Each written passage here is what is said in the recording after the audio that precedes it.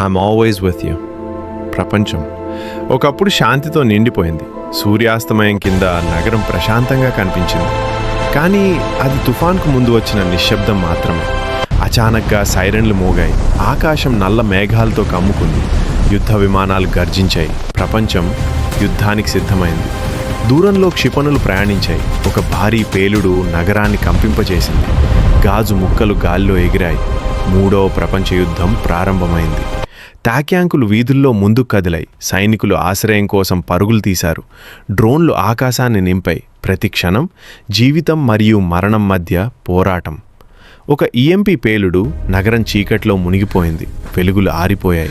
మిగిలింది బూడిద మరియు నిశ్శబ్దం మాత్రమే. ఒక ఒంటరి మనిషి శిథిలాల మధ్య నడుస్తున్నాడు.